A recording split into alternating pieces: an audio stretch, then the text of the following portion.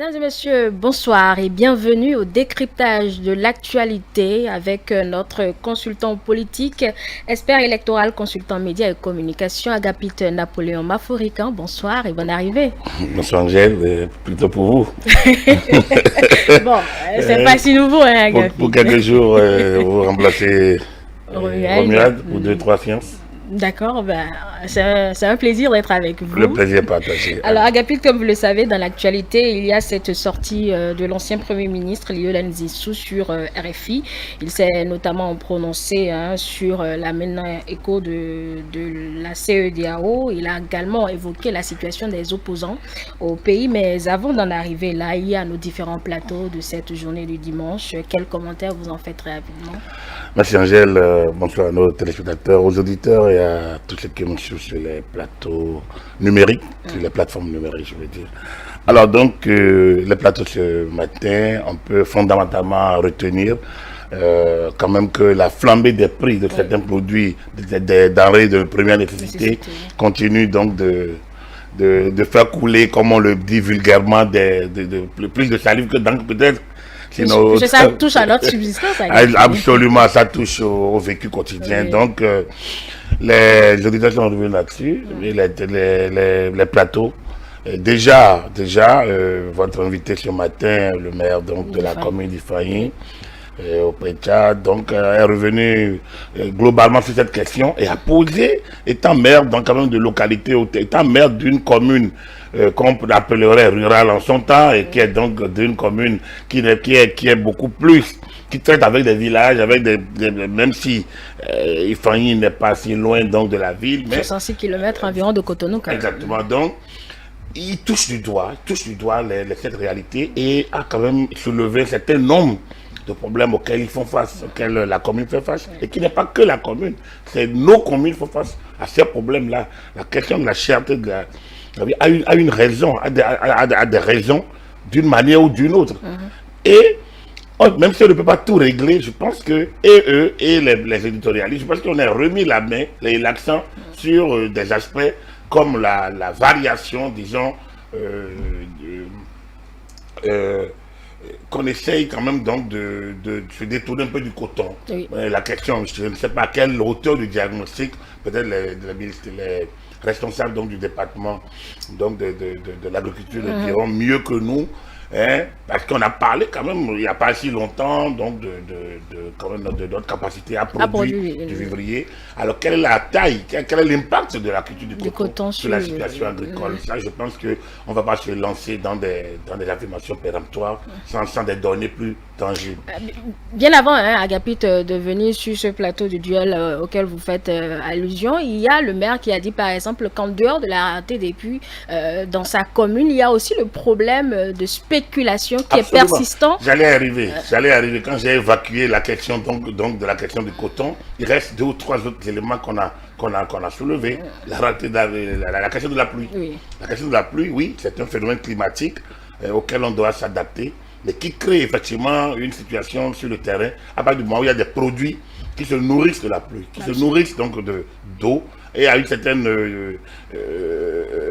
niveau de leur croissance ont besoin d'une certaine quantité d'eau. Oui. Vous voyez, on ne fait plus les pépinières. Les pépinières, c'est sinon, en principe, avant, même quand vous êtes en ville, vous devez avoir votre petit lopin ou quelques pépinières donc de quelques petits produits. Mais bon, c'est pas ça qui nourrit à grande échelle.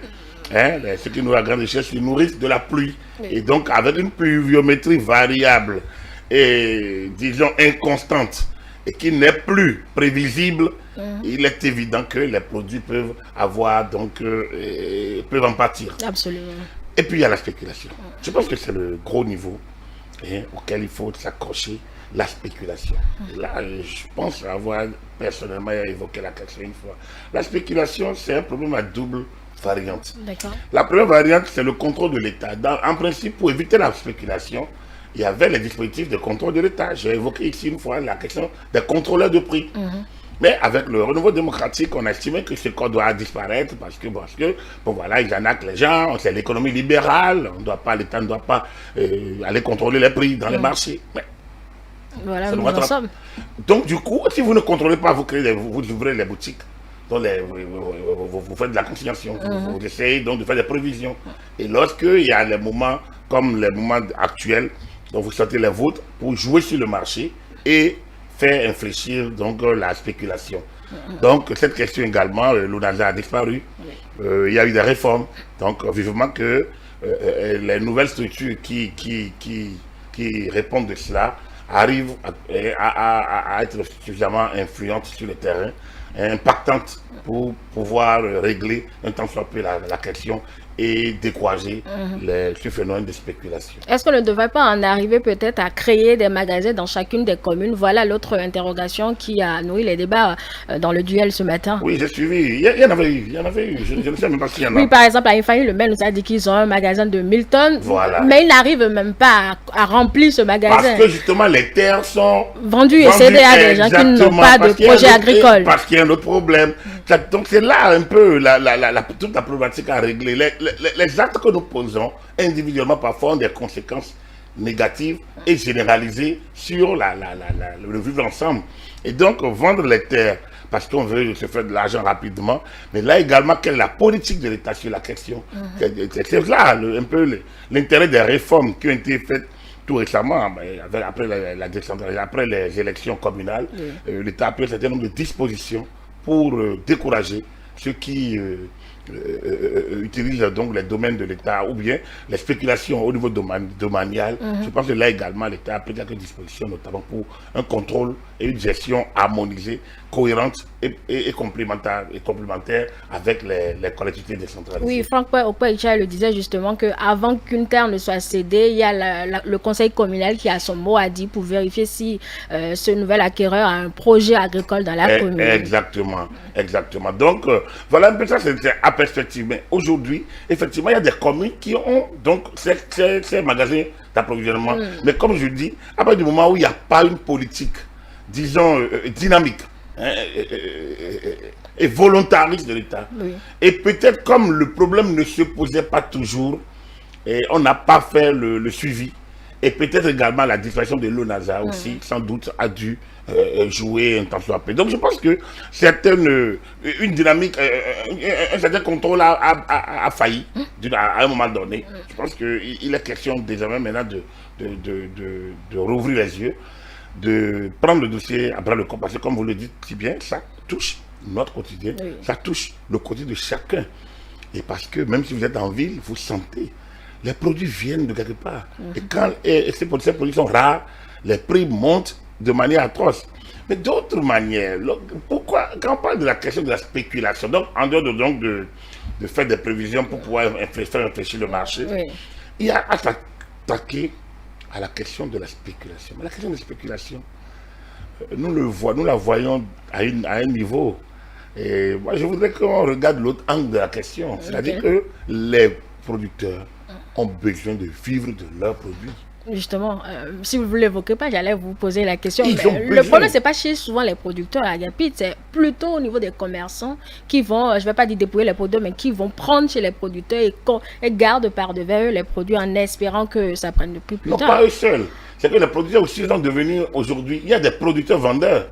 Il y a des producteurs qui ont l'air acquéreurs, qui ne sont pas nécessairement des locaux. Ils viennent et ramassent. Il y en a qui subventionnent, même qui préfinancent la production. Oui, dans certaines localités. Voilà, parce que regardez, le gars qui produit, ceux qui produisent leurs tomates, ils n'ont même pas où les conserver. À un moment donné, il y a suffisamment, la cueillette est suffisamment grande, la moisson est grande, est forte, est dynamique, est dense, mais l'écoulement. Et ils écoulent à vil prix. Parce qu'ils ont peur que la tomate, ce n'est pas un produit qu'on conserve de manière à long terme. S'il n'y a pas un mécanisme particulier de conservation. Donc, à force de vouloir s'en débarrasser, il les livre à vil prix. Parce que notre marché n'est pas un marché de grande consommation. Quel que soit le produit vivrier, nous préférons les tomates peut-être arrondies, lisses, sans grains, comment on appelle ça, sans grains, c'est ça, les graines de tomates. Les graines de tomates. Sans ça, qui viennent du Nigeria, parfois. On préfère ça que de consommer notre tomate. Comme nous préférons consommer le riz qui vient d'ailleurs que notre riz. Comme nous préférons consommer la tchéké à la place du gari. On préfère acheter la tchéké Oui. de la Côte d'Ivoire, beaucoup plus cher, à la place, alors que honnêtement, le gari, il faut tout là. Quand vous le faites, il n'y a pas une grande différence avec la tchèque. On a un gros problème d'habitude. Les amateurs ne seront pas d'accord avec vous. Non, je suis désolé pour eux, c'est la même chose. C'est le gari. Vous prenez le gari, vous allez faire votre tchèque tranquillement, en mangeant le gari, comme ou bien le gari, comme on le dit chez moi en goût, en le mangeant exactement avec le même plaisir que l'Ivoirien ferait son attiqué. Mais on a envie de manger comme l'Ivoirien. On a envie de manger comme le Sénégalais. On a envie de manger... mais jamais, on n'a pas envie de manger comme le Béninois. Et donc, les produits que nous avons là, on les laisse, on va aller prendre leur partie, leur pendant, peut-être plus travaillé. Et donc, nous laissons les autres qui, peut-être, vendent les leurs à bas prix. Alors, ils ont trouvé aussi les acquéreurs. Oui, ils ont préféré prendre la matière première chez nous, la tailler un peu, la raffiner et venir nous le vendre plus cher. Non, quand même. L'huile rose. On était l'un des grands producteurs de cette affaire de palmier en 60. La Côte d'Ivoire nous dépasse, par exemple. Alors que les plants qui étaient Cotonou pour aller à Abidjan, les plants d'huile rose, d'huile de palme, de palmier, je veux dire, de palmier. Ah oui. Donc, il y a un gros problème de l'habitude alimentaire du Béninois. Il y a beaucoup de paramètres qu'il faut analyser pour parler de cette question de flambée. Alors, l'un à côté de l'autre, oui. On a changé certaines habitudes. Les producteurs aussi ont pris des habitudes qui, au fil des ans, créent la situation. Avec la conjoncture de la pluie, d'une pluviométrie, assez rare, actuellement, en tout cas assez inconstante, et les autres questions liées, tout ça aujourd'hui est à la base de ce que nous constatons. Donc, ce n'est pas un problème à régler brutalement. Quand ça se crée, c'est la résultante de plusieurs facteurs. Pour les résoudre, il faut progressivement toucher à ces facteurs d'une manière. Et ça, il ne s'agit pas de décréter une baguette magique. Ce n'est pas avec une baguette magique que ça peut se régler. D'ailleurs, on a arrêté des gens qui devaient sortir les produits. Oui, plus de 2500 kilos de... Moi, je ne veux pas défendre ces gens-là. Mais quelque part, ils ont raison. Si on ne prend pas leurs produits à bon prix, si les gens préfèrent aller prendre plus cher dehors et leur laissent sur la main, ils trouvent acquéreur plus cher. Ils gagnent, ils font rentrer des devises. Les devises qui leur permettront d'avoir la marque d'appareil que le fils du voisin aussi a. Et la marque je sais pas, de pagne, la marque de mèche. La marque donc fait les mêmes tresses que les institutrices d'en face. Est-ce qu'elles n'ont pas droit? Est-ce que les producteurs eux-mêmes, ils n'ont pas droit? Mais déjà qu'il y a une décision de l'État qui encadre cela. Ils ont envie de rouler aussi en voiture. Oui, ils ont envie de se couvrir de la pluie, du soleil parfois. Quand ils finissent de travailler toute la semaine au champ, ils ont envie que le dimanche, ils portent leur boubou et qu'ils rentrent dans leur voiture pour aller aussi en ville. Il y a plusieurs facteurs qu'il faut analyser et qu'il faut trouver les solutions. Je pense que nous qui avons été à l'école, nous qui parlons français, nous qui essayons d'impacter l'opinion, nous devons essayer donc de comprendre le phénomène et d'accompagner peut-être les solutions. Moi, je ne suis pas spécialiste particulier du domaine, mais l'université en forme suffisamment. Les ingénieurs agronomes, des qualiticiens, des spécialistes de l'entreprise, les climatologues, les spécialistes de la consommation. Donc, il y a assez de spécialités qui doivent réfléchir et trouver la bonne solution. Nous devons faire parfois des politiques préférentielles, c'est-à-dire que protéger notre marché contre l'invasion de certains produits que nous avons. Le gari, je continue de dire, le gari est une denrée tellement prisée qu'avec le gari, on peut faire beaucoup de choses. Le gari béninois. Notre gari, le palmier et le manioc. Il y a une marque déposée. Le manioc, la culture du manioc.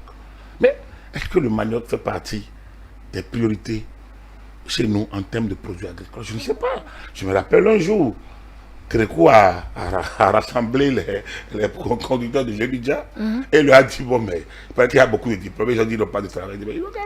Il y avait un projet qui s'appelait le projet Manioc à l'époque. Lors du premier quinquennat du Mathieu Créco 92 et 96-2001. Et il a dit, bon, devenir... il faut que l'État mette en place une politique, ils ont trouvé des terres et ils vont produire le manioc. Ça fait rire. Ça fait rire, mais oui, c'est un produit de base. Oui, c'est un produit de base mais qui peuvent vous amener partout. Hein, partout, le manioc. Hein, à plusieurs ports de consommation. Et nous le faisons. Je parlais de Gary. Quand vous prenez le manioc, produit plusieurs extraits. Ça dépend de comment vous le transformez. Exactement comme le palmier à huile. Oui, absolument. Exactement comme le palmier à huile. Donc, on a beaucoup de produits qui peuvent nous amener à bien des niveaux de consommation et donc de développement. Si on fait la politique, donc on fait une priorité en la matière. On préfère l'huile d'arachide. D'ailleurs, l'huile végétale, quand on dit l'huile d'arachide, là, c'est même pas de l'huile d'arachide, c'est l'huile végétale. Parfois, on ne sait même pas ce qu'on met, de la graisse de on ne sait pas. Bon, il y a certains qui priorisent l'huile d'arachide véritable. Vous le trouvez où, l'huile d'arachide? Qui est fabriquée chez moi. À Goli. Même là, qui contrôle la qualité. Encore que là, c'est des productions manuelles. Oui. C'est des extraits, c'est des productions manuelles et on peut comprendre ça en principe, l'huile d'arachide. Mais c'est produit pour la consommation. Même ce qu'ils vendent, c'est produit à basse échelle. Oui, donc du coup, c'est pas de grande production pour impacter le marché intérieur. Je parle de ce que nous amenons. Comment on peut avoir des hectares de palmiers à huile et aller consommer l'huile d'ailleurs, par exemple. Donc, alors que toutes les huiles proviennent de l'huile rouge du palmier. Nous avons du beurre de qualité. On vous le dira que ça peut. Donc, la question est là. Nous vivons comme l'Européen, comme ceux qui nous ont colonisés. On a les mêmes habitudes alimentaires. On préfère le champagne bien pétillant, avec des marques, on va dire. Et on met la marque en valeur que le vin de palme bien extrait, par exemple, c'est les mêmes produits. Ouais, le soda c'est à l'état pur. Hein. Non, je parle du vin le vin de palme, d'accord. Comment on appelle ça? C'est le vin, non? Oui, c'est le vin. Oui, extrait, le vin extrait. Là, vous parlez du Attends, je crois. Le Attends, voilà, exactement. Donc, alors, si on avait une politique de production et de consommation, on saura à quel niveau on peut abattre, à quel niveau on peut exploiter et à quel niveau on peut préserver pour un temps donné. Donc il y a assez voilà, il faut projeter, il faut planifier, il faut organiser. Et donc c'est en faisant cela que nous pouvons savoir, pour cette année, nous avons tel nombre d'hectares, telle centaine d'hectares, tel milliers d'hectares à exploiter pour tant. Et pourquoi vous voulez prendre? Je n'ai pas envie de faire des publicités, mais si on préfère le champagne ici, le Ruina, par exemple. Vous le citez, c'est parce que vous le connaissez, Agapit Napoléon. Alors donc, même le champagne, donc je vous mets un Ruina, même dans cette marque, il y a encore plusieurs sous-marques en la matière. De blanc, de brut, de demi-brut. Et ça, on l'exhibe avec tellement de fierté pour montrer sa puissance, pour montrer la puissance, la capacité de consommer comme les autres. Ce faisant, nous validons leur production pendant que les nôtres sont abandonnés. Et ça, quand on le fait, on ne va pas se morfondre que le producteur préfère aller vendre sa chose dehors, qu'il lui fait une meilleure plus-value que de rester dans un marché qu'il ignore. C'est ça le vrai. Est-ce qu'on va interdire cela ou bien, Agapit, ce que vous demandez, c'est d'être plus patriote? Est-ce cela pas d'être patriote. Par rapport à nos productions locales? Ce n'est pas une affaire de patriotisme, c'est une affaire de choix de consommation. C'est une affaire d'option. C'est une affaire de politique de développement. C'est une politique de développement. Quand Sankara est arrivé, quand la révolution burkinabé en 1983, le faso d'Amfani, aujourd'hui, les habitudes sont restées. Le faso d'Amfani est resté. Je me rappelle le maréchal Tokor, il a à Parakou, il a décrété que lors des cérémonies officielles, il n'y aura pas de boissons, il n'y aura aucun produit importé. Ça marchait. C'est à petite échelle, d'accord, mais voilà. Donc on peut le faire. On peut le faire. Je ne sais pas si ça continue à Parakou aujourd'hui, mais j'ai participé à une ou deux activités, enfin, sciences là-bas, où il y avait quand même le tchakpalo, le tchoukoutou, bon, la nôtre estime que c'est déjà le bas niveau, être peut-être pas dans ses aisances avec ces produits locaux. C'est le sous-développement de la consommation. C'est le niveau sous-développé bon, je ne vais pas dire du nègre, je serais un peu trop, disons, je descendrai peut-être, mais je dirais de l'Africain et peut-être du Béninois. Parce que pas tout, quand je dis l'Africain encore, je suis généralisé. Non, je pense que nous, c'est ça que je vous dis tantôt, qu'on préfère exhiber les marques que de, ouais, même dans notre habitude alimentaire et vestimentaire, on griffe même ce que vous portez là. Le même truc, hein, on lui met un truc, je n'ai pas donné les signes, et vous allez voir combien on vous dira le prix. La même chose, vous l'enlevez la marque, et vous allez voir ce que ça coûte. Et bon alors, pourquoi les gens en veulent aux Chinois? Ils en veulent aux Chinois parce qu'eux, ils produisent pour tous les prix. Ils disent, bon d'accord, très bien, comme ces gens-là, c'est ça qu'ils consomment, nous on produira autant. On produira pour ceux qui savent. Et on produira pour ceux qui n'ont pas les gros moyens. Voilà. Et donc, vous avez, tel vous mettez votre prix, tel vous avez ce que vous consommez là-bas. Voilà une politique qu'ils appliquent là-bas, par exemple. Alors, je reviens sur nos habitudes de consommation pour dire non, il n'y a pas d'interdit ou d'interdire ça. Peut-être que la politique, c'est vrai, nous sommes dans l'espace UEMOA, avec la question de convergence et de surveillance multilatérale, avec des politiques tarifaires et communes, une politique tarifaire commune. C'est peut-être ça. Autrement, et ça, lorsque vous êtes dans un espace comme ça, là, ça veut dire que le marché est plus grand. Mais pour ceux qui produisent. Et c'est là que la Côte d'Ivoire, par exemple, malgré la crise qui a traversé la Côte d'Ivoire sur une décennie, le port ivoirien est resté plus dynamique. Pourquoi? Absolument. Parce que ces produits vont dehors. Nous consommons. Au lieu de prendre du coton d'ici, vous allez prendre du pharmapure ivoirien. Voilà, aussi simple que ça. Aussi simple que ça. Il y avait Palmida ici, ça n'a pas fait prospérer. Donc on préfère le format. Même si ça revient progressivement aussi simple que ça. Et ainsi de suite. On a la Sobetes ici, on a l'Ibetes, mais on préfère le Fancy. Le Fancy, ça vient de la Côte d'Ivoire. Et ainsi de suite. Donc, il n'y a que nous avons perdu nos repères en matière de consommation à tous les niveaux. Et on est les premiers à crier. Non, je pense qu'il faut qu'on réfléchisse un peu à la politique à mener. Que ce soit les décideurs au niveau central, que ce soit les décideurs, comme j'écoutais le maire, au niveau local, pour qu'on sache concrètement à quel niveau il faut mettre le curseur. Oui, Agapit, l'interception de ces 2500 sacs, on ne sait pas où ces sacs sont partis. Bon, on aurait bien voulu en savoir plus si ça retourne aux producteurs, mais en attendant d'en avoir plus comme information à Agapit, est-ce que aussi, après suspension de l'ONASA, l'État ne devait pas aussi réfléchir à une solution à trouver pour juguler cette crise qui commence à nous inquiéter et qui n'est peut-être pas encore... Nous ne sommes pas encore sortis de l'auberge. Je dis l'essentiel. Je pense que oui. L'État, mais qui est l'État? Donc, c'est nous tous. C'est nous tous. Je dis, il y a au niveau national, il y a au niveau communal, et il y a au niveau de chacun des hameaux. Si tous les maires pourraient faire comme Charles Toko, par exemple, en disant désormais, l'État ne peut jamais le préfet, qui est l'autorité de la tutelle administrative, ne peut pas vous dire mais pourquoi vous choisissez de consommer des produits locaux. Le préfet est très content, il rendra compte. Et donc, pourquoi au niveau des unions communales, il ne décide pas ça? Et là, ça va descendre vers les populations à la base. Donc, je pense que ça nous concerne nous tous. Nous tous, on a intérêt à prendre ces mesures pour pouvoir nous en sortir. C'est-à-dire qu'il ne s'agit pas que l'État, c'est au niveau central, pour décider de ci ou de ça. Comme on le dit, ce n'est pas que au niveau de la politique de consommation. Il y a plusieurs facteurs. La pluviométrie, par exemple. Parlons-en.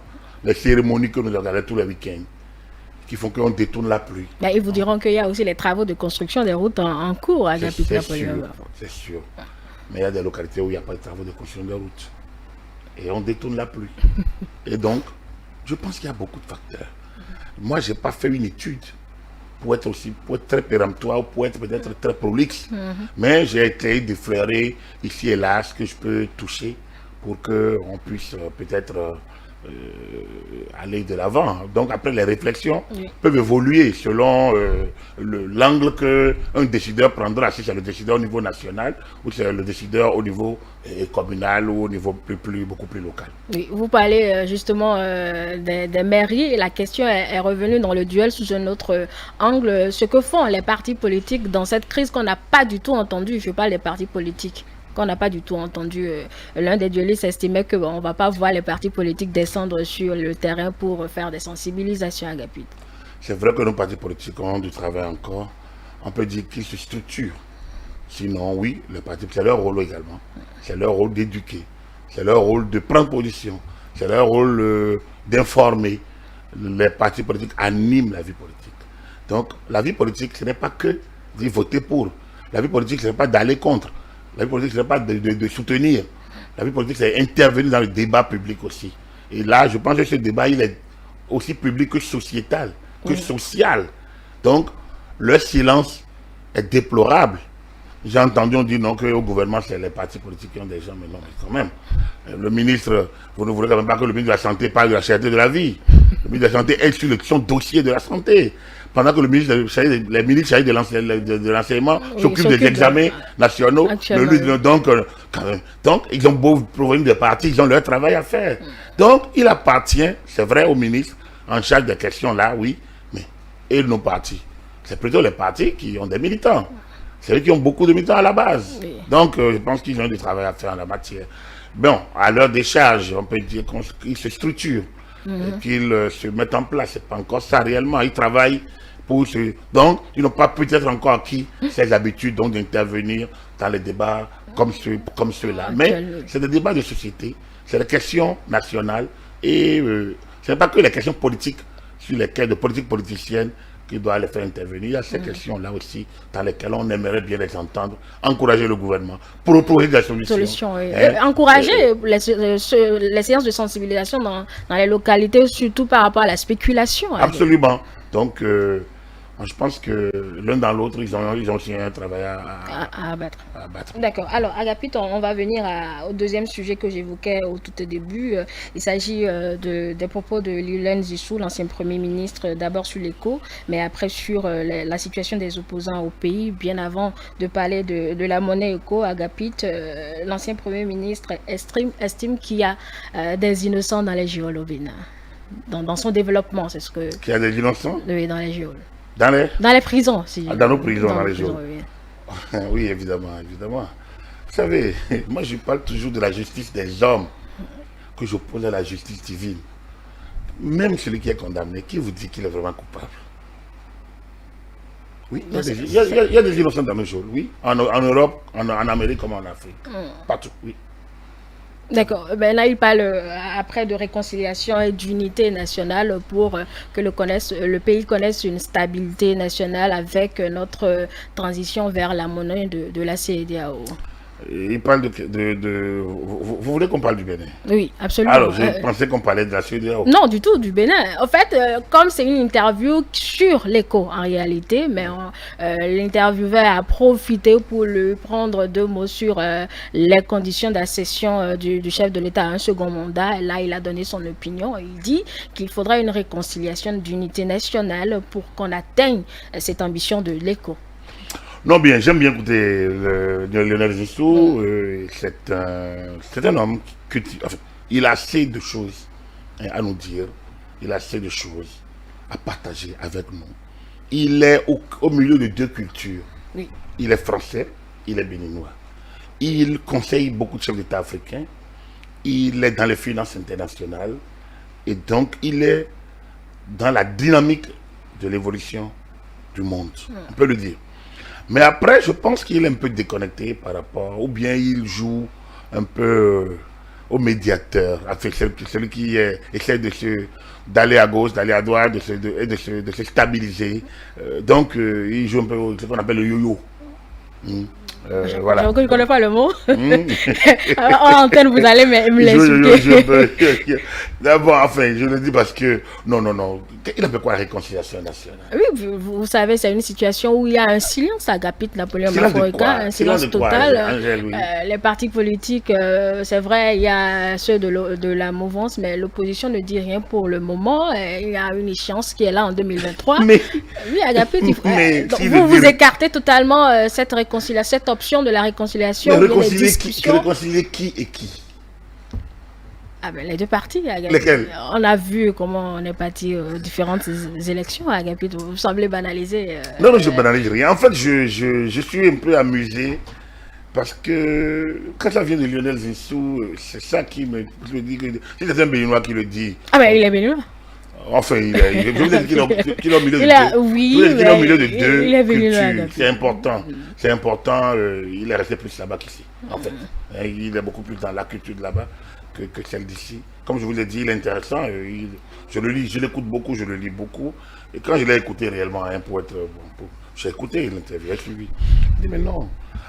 Lorsqu'en France, Nicolas Sarkozy est condamné une fois, va peut-être être condamné la deuxième fois. Lorsque François Fillon, ancien Premier ministre, gagne les primaires et une affaire arrive pour l'éjecter de la présidence, est-ce qu'on a parlé de réconciliation nationale en France? Par exemple, lorsque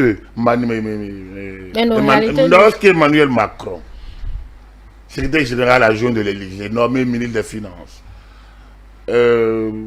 disons, fait front à son Premier ministre, plan que son président se lance dans un mouvement, concurrencer tout ce monde pour prendre Est-ce qu'on a demandé une réconciliation française? Vous pensez que Manuel Valls était content du fonctionnement de Macron, son ministre des Finances, alors que lui était chef de gouvernement? Mais la France a une culture démocratique. Le Bénin façonne sa culture démocratique. Donc, chacun gère sa culture démocratique. Lorsque Donald Trump dit qu'il a gagné les élections, crée le bordel, ses partisans attaquent le Capitole. Est-ce qu'on a demandé une réconciliation nationale américaine? Lorsqu'en 2000, on a dû recompter, que c'est la Cour suprême américaine qui a proclamé les résultats, qui a fait gagner le George Bush Jr. contre Al Gore, est-ce qu'on a demandé une réconciliation nationale? Donc c'est une option à écarter. Pourquoi on pense que lorsque, par le jeu démocratique, les positions ne sont pas les mêmes, et certains jouent au maître chanteur, pourquoi on pense qu'il faut y aller à une réconciliation? Moi, je ne vois pas ce qui se passe. Il y a eu des élections sur la base des textes. Les gens ont dit que ces textes-là ne les engagent pas. Ils sont allés, il y en a qui ont menacé, et qui ont mis leur menace à l'exécution. Et l'État agit pour mettre de l'ordre. Parce que lorsque vous tirez sur des militaires, je ne sais pas si en France, on peut tirer sur des militaires. Celui qui a tenté de gifler, ou bien qui a giflé le président de la République, il a été condamné. Et quelle condamnation on lui a donné? Quand même, il en a eu beaucoup. Il en a eu beaucoup. On ne peut pas exercer dans la fonction publique. Oh, voilà. Donc, est-ce qu'on peut s'en prendre aux valeurs françaises et non impunément, et le faire au Bénin impunément au nom d'une certaine réconciliation? Mais allons, soyons sérieux. Mais on a arrêté ceux qu'on estime avoir eu des mots dans ces violences-là, qui se retrouvent actuellement en prison en attendant le procès, mais ceux avec qui on doit discuter, dialoguer peut-être. Mais c'est les mêmes. C'est les mêmes. C'est les mêmes. Ceux qui sont en prison sont présumés. Oui, sont présumés responsables des situations que nous avons connues. On attend de voir si, d'accord, ils sont vraiment coupables ou... Donc là, on est déjà là, on ne peut pas les condamner. Mais au même moment, qu'est-ce que les gens disent d'ailleurs? Cette semaine, vous n'avez pas vu toute la campagne, à partir du moment où Ricky Madougou a été écouté. Vous n'avez pas vu qu'il y a un regain encore d'activisme pour vouer aux gémonies la justice béninoise, montrer comment ci et ça. Non. Il y a une sorte de cabale.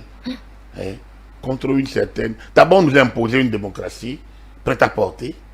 Et après, quand ça produit ses effets, on vit, c'est les mêmes personnes qui vous proposent les solutions. Moi, je trouve que c'est ahurissant. C'est ahurissant. Et ils ont les médias qui relayent les échos de la manière qu'ils vont. Ils nous vendent une manière de connaître, de comprendre les choses, de réfléchir, et une manière de les dire. Ils le vendent tellement que on le met dans la tête des gens qui sont censés être des intellectuels, donc des sachants. Mais c'est là, ils perdent leur pédale, ils perdent leur science.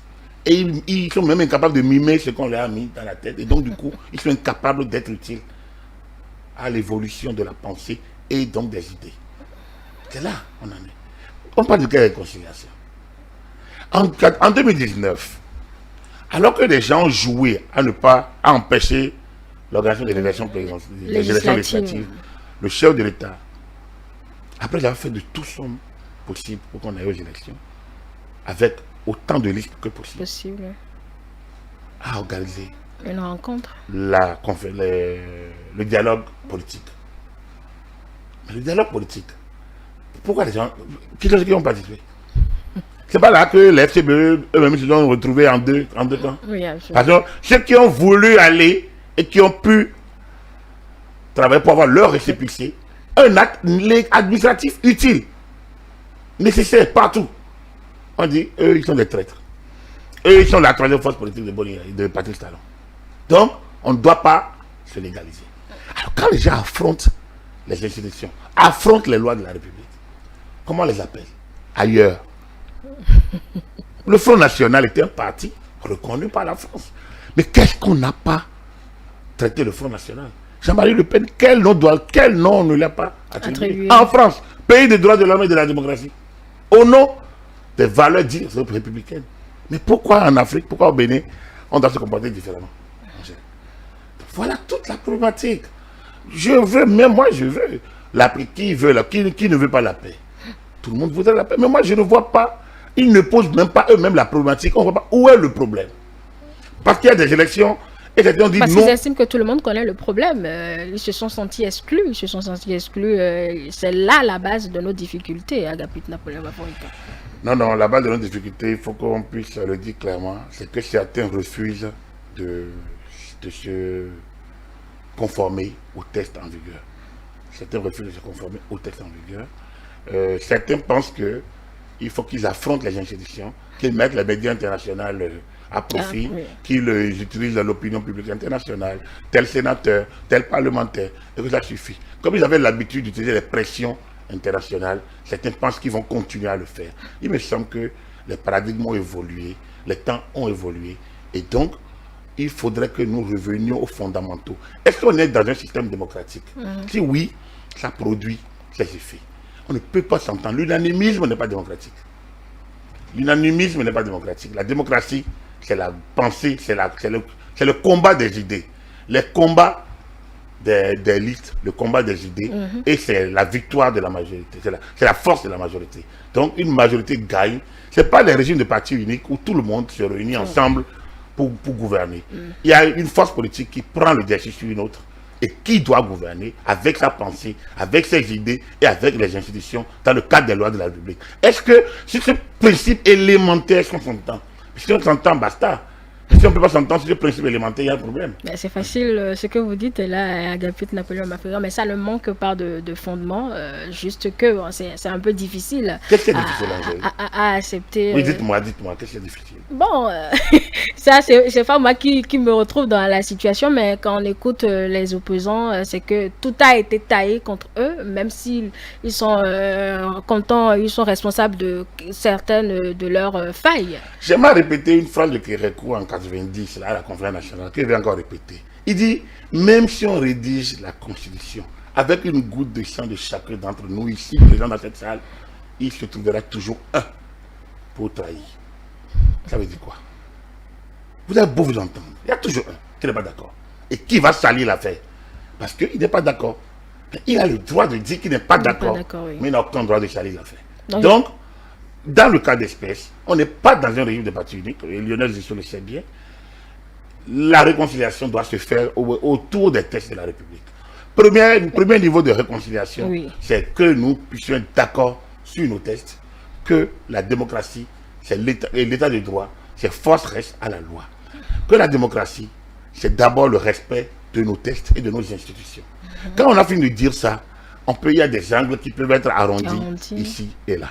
Voilà. Donc, ce que vous êtes en train de dire, c'est que les premiers pas doivent être posés par ceux-là qui s'estiment exclus. Je pense que le chef de l'État a ouvert la brèche. D'accord. Lors de son investiture. Le chef de l'État a dit ce qu'il devrait dire. Le chef d'État, avant même l'investiture, a reçu des gens qui l'attaquaient hier. Donc, l'ouverture est là. L'ouverture est là. Le chef d'État s'est dit ouvert d'une manière ou d'une autre. Il veut gouverner autrement. Il veut corriger ce qui n'a pas été bien fait. Mais il faut que les autres saisissent la main tendue. C'est une sorte de main tendue. Absolument. Le dialogue politique qui a eu lieu en 2019, l'amnistie, tout ça c'était au nom de la réconciliation nationale. Ça a été fait, mais on ne peut pas passer d'amnistie en amnistie, de dialogue en dialogue. Il faut avancer. Et donc, ça avance. Puis de toutes les façons. Après la présidentielle, vous avez vu au niveau de l'UDBN, l'UDBN prépare 2023. Moi, le Bénin prépare 2023. Le parti RLC, RLC, oui. voilà, prépare 2023. FCB prépare 2023. Puisque son chef, qui est le chef de l'opposition, a repris à son compte un certain nombre de thématiques de l'opposition. Voilà des thématiques qui entrent en ligne de compte de ce que vous appelez la réconciliation nationale. Mais après, c'est avec qui le débat se fait. Donc, quand on dit le chef de l'opposition est soucieux de ci, est soucieux de ça. Mais il faudrait encore que, autour de lui, cette opposition se fasse voir. Donc, on ne peut pas faire la paix seul. La paix ne peut se faire qu'à deux, au moins. Absolument. Donc, la réconciliation nationale, oui, peut-être qu'il va falloir conceptualiser le contenu, enfin, donner un contenu à cette vocable-là, à cette expression, pour qu'on sache complètement de quoi le président, l'ancien Premier ministre, le parle. Sinon, je ne pense pas qu'on soit en guerre. À Tchaourou. Vous avez écouté les populations de Tchaourou? Ils ont fait leur réunion, leur réconciliation nationale la dernière fois. Ils ont dit cette fois c'est terminé. Le président Talon est élu, on doit l'accompagner pour le développement du Bénin et de notre localité. Mais on a stigmatisé, cette population-là, parce qu'un homme politique est de la région. Bante vient d'avoir son nouveau maire. Oui. Alors, on pense qu'il y a des localités qui sont en rébellion. Non, aucune localité béninoise est en rébellion. L'État, le pays est un. Le problème est qu'il y a des individus qui instrumentalisent certaines populations. Quelques individus instrumentalisent certaines populations. Et donc, puisqu'ils ont fait régner la terreur, les autres ayant pris peur ont disparu. On pense que la localité, aucune, je l'ai dit une fois, aucune localité ne doit être stigmatisée. Le pays est un. Donc, il n'y a pas de réconciliation. En fait, il y a des gens qui ont des difficultés. Qui doivent essayer de trouver la bonne formule. Soit ils rentrent et renégocient la situation, soit ils trouvent des médiateurs privés ou publics pour essayer de plaider leur cause ici et là. C'est une vingtaine au plus peut-être. Mais ils sont peut-être importants parce qu'ils incarnent ci, ils incarnent ça. Mais il faudrait qu'ils trouvent la bonne voie. Mais on ne peut pas mettre tout le pays à l'arrêt parce que ceux-là ont des problèmes. Il y en aura toujours qui auront des problèmes. Absolument. Toujours. Donc, je ne pense pas. C'est bon de penser au Bénin. C'est bon de parler de temps du Bénin. Ça montre que Lionel Zisso est toujours soucieux de la situation au Bénin. Mais après, je pense qu'il faut qu'il aille au bout. Il veut une réconciliation nationale. Moi, j'aurais bien choisi. Oui, merci, monsieur le Premier ministre. Mais concrètement, vous proposez quoi? Nous, il y a eu l'amnistie. Il y a eu le dialogue politique en 2019. Oui. Il y a eu l'amnistie en 2019. Oui. Alors, voulez-vous qu'en 2021, ceux qui ont tiré sur les militaires, les forces de sécurité, elles aussi d'amnistie, finalement, on va s'arrêter où? Quand les gens auront brûlé le pays? Non, il faut bien qu'on sache raison garder et qu'on sache que la démocratie, c'est le débat des idées et la victoire de la majorité.